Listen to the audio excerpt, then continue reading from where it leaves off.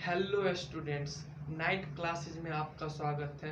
इसके जस्ट पिछले वीडियो में हमने चाल, वेग और त्वरण के बारे में अध्ययन किया था। आज का हमारा टॉपिक है डिस्टेंस टाइम ग्राफ, यानी दूरी समय ग्राफ। तो ये भाई दूरी समय ग्राफ क्या है? तो यह ग्राफ बताता है दूरी और समय के बीच संबंध को।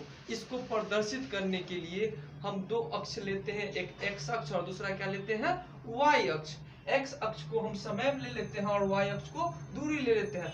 इन दोनों ग्राफों के बीच में जो हमारा चित्र यानी जो हमारा आलेख प्राप्त होता है, यह आलेख हमको बताता है कि वस्तु क्या है, एक समान गति में है या वस्तु असमान में है या वस्तु विराम में है या वस्तु की चाल कितनी है। यह सारा चीज हमको इस ग्राफ के द्वारा हमको क्या करता है, पता चलता है। इसको लेते हैं तो भाई लेते क्या, अभी जस्ट हम बोले कि इसमें समय को एक्स अक्ष पर और दूरी को वाई अक्ष पर लिया जाता है। अब इनके बहुत सारे कंडीशन है, आइए उन कंडीशनों के बारे में क्या करते हैं, अध्ययन करते हैं। तो आइए पहला कंडीशन देखते हैं। यहाँ पर यदि वस्तु की गति एक समान होती है तो दूरी समय ग्राफ एक सरल रेखा होती है। आइए इसे हम आलेख द्वारा देखते हैं। यहाँ पर आप देख सकते हैं कि एक सेकेंड में वस्तु कितना दूरी तय कर रही है, तो 2 मीटर। कुल 2 सेकेंड में 4 मीटर, कुल 3 सेकेंड में 6 मीटर, कुल 4 सेकेंड में 8 मीटर। अब बात कर रहे हैं इन दोनों के बीच प्रत्येक सेकंड कितना बढ़ रहा है, तो भाई +2 +2 +2, यानी प्रत्येक सेकंड मेरा जो दूरी है वो मात्र 2 मीटर ही बढ़ रहा है। अब इस आलेख में देख सकते हैं, कहने का अर्थ क्या है कि जब कोई वस्तु समान समय में समान दूरी तय करे, क्या बोले, जब कोई वस्तु समान समय में समान दूरी तय करे या समान दूरी समान समय में तय करता है तो वस्तु को एक समान गति में समझा जाता है। क्या बोले, वस्तु को एक समान गति में समझा जाता है। यहाँ पर देख सकते हैं कि जब वस्तु की गति क्या हो, कि गति क्या हो, एक समान होती है, तो यहाँ पर कहने का मतलब कि देख रहे सबका मान बराबर आ रहा है, तो उस सिचुएशन में जो आलेख हमको प्राप्त होगा दूरी और समय का, वह आलेख हमेशा एक स्ट्रेट लाइन सरल रेखा प्राप्त होती है जो समय अक्ष के साथ कुछ कोण बनाए रहती है। यहाँ पर आप देख सकते हैं, यहाँ पर यह रेखा क्या एकदम स्ट्रेट लाइन में है और यहाँ पर सभी प्रत्येक कंडीशन में दूरी क्या हो रही है, एक समान रूप से बढ़ रही है। चलिए अब इसका दूसरा कंडीशन देखते हैं, नोट कर लीजिए। चलिए अब हम दूसरी कंडीशन को देखते हैं। क्या कहता है, यदि वस्तु की गति असमान होती है। भाई ये असमान गति क्या है, तो असमान गति को चलिए समझते हैं। जब समान समय में हम असमान दूरी तय करें या समान दूरी असमान समय में तय करें तो इस प्रकार की गति को क्या कहते हैं, असमान गति। जैसे कि हम 1 सेकेंड में 5 मीटर किए और अगले 1 सेकेंड में 2 ही मीटर किए, तो कहने का मतलब कि समय तो समान था लेकिन दूरी क्या हो गई, अलग अलग हो गई। तो इस प्रकार की गति को हम बोलते हैं असमान गति। और इस कंडीशन में तो दूरी समय ग्राफ हमको क्या प्राप्त होती है, एक वक्र प्राप्त होती है। देख सकते हैं यहाँ पर इस आलेख में गौर से कि यहाँ 1 सेकेंड में कितनी दूरी तय की गई है, 2 मीटर, और कुल 2 सेकेंड में 4 मीटर, कुल 3 सेकेंड में 6 मीटर और कुल 5 सेकेंड में 8 मीटर है, 6 मीटर नहीं 8 मीटर है, और कुल 5 सेकेंड में भाई 10 मीटर।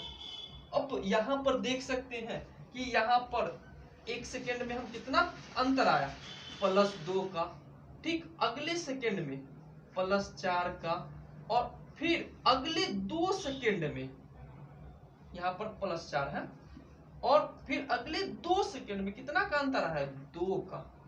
कहने का अर्थ क्या है कि भाई 1 सेकंड में था, ये क्या है, भी 1 सेकंड में था, और ये कितना है, 2 सेकंड में। यानी कहने का मतलब आप देख सकते हैं, शांत एकदम क्लियरली दिख रहा है कि जब समान दूरी असमान समय में हम असमान समय में कर रहे हैं, समान दूरी असमान समय में लिया, समान समय में हम क्या कर रहे हैं, असमान दूरी। यहाँ पर देख सकते हैं 1 सेकंड का ही दूरी तय किए हैं, कितना में, तो भाई 1 सेकंड में 2 मीटर, फिर अगले 1 सेकंड में 4 मीटर। या हम ये ऐसे भी हम कह सकते हैं कि समान दूरी, तो यहाँ पर देख सकते हैं समान दूरी असमान समय में, यहाँ 2 मीटर 1 सेकंड में, 2 मीटर भाई 2 सेकंड सेम दूरी। तो इस प्रकार का जब हम आलेख खींचते हैं तो इस प्रकार का आलेख हमेशा क्या प्राप्त होता है, एक वक्र लाइन प्राप्त होता है। तो चलिए हम बढ़ते तीसरे कंडीशन की ओर, इसको आप नोट कर लीजिए। कंडीशन देखते हैं, क्या कहता है कि स्थिर वस्तु के लिए दूरी समय ग्राफ समय अक्ष यानी कहने का मतलब एक्स अक्ष के समानांतर होती है। स्थिर वस्तु के तो बारे में जानते ही हैं, जब कोई वस्तु अपने आसपास यानी आसपास के वस्तुओं के सापेक्ष अपना स्थान नहीं बदलता है समय के साथ, तो वो वस्तु क्या मानी जाती है, स्थिर मानी जाती है। यहाँ पर मान लीजिए कि कोई वस्तु 6 मीटर पर है और वहीं पर वो रुकी हुई है, तो भाई मेरा समय तो नहीं ना रुकेगा, समय तो मेरा क्या होगा, टाइम पास होगा। जैसे कि हम यहाँ पर बैठ जाऊं और सुबह से लेकर रात तक बैठा रहूं, क्या मेरी स्थिति में कोई चेंज आएगी, नहीं। लेकिन मेरा समय क्या होता है ना कि बदल रहा है, प्रत्येक कंडीशन में हमेशा समय बढ़ता जा रहा है, समय में कोई कमी नहीं आ रही है। इसलिए जब इसका ग्राफ हम खींचते हैं तो यह ग्राफ स्थिति तो वही बनी रहती है, लेकिन यह ग्राफ क्या होती है कि जो समय है टाइम के अनुरूप क्या होती है, एकदम सीधा चलते चली जाती है, यानी हमारा टाइम कभी रुकता नहीं है। इसलिए यह जो ग्राफ प्राप्त होता है वो हमेशा समय अक्ष यानी समय अक्ष के अनुदिश प्राप्त होता है।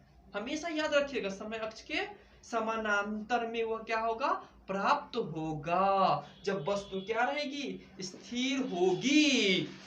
तो चलिए अब हम अगली कंडीशन को देखते हैं। क्या कहता है कि दूरी समय ग्राफ की ढाल से वस्तु की चाल ज्ञात होती है। भाई चाल ज्ञात क्या होती है, तो यहाँ पर एक ग्राफ बना हुआ है जहां पर ओ एक ढाल है, क्या है, एक ढाल है। इस ढाल में हम देख सकते हैं कि चाल बराबर क्या है, ओ ए की ढाल। तो भाई ओ ए की ढाल, ढाल को इंग्लिश में स्लोप बोलते हैं, स्लोप का संबंध होता है टेजेंट से, और टेजेंट कहने का मतलब होता है कि त्रिकोणमिति का tan थीटा से। क्यों, क्योंकि भाई tan थीटा है, तो tan थीटा, चूंकि यह थीटा के साथ पहले ही मैं बता चुके थे, ये थीटा है, यह समय के साथ कोण बनाएगा।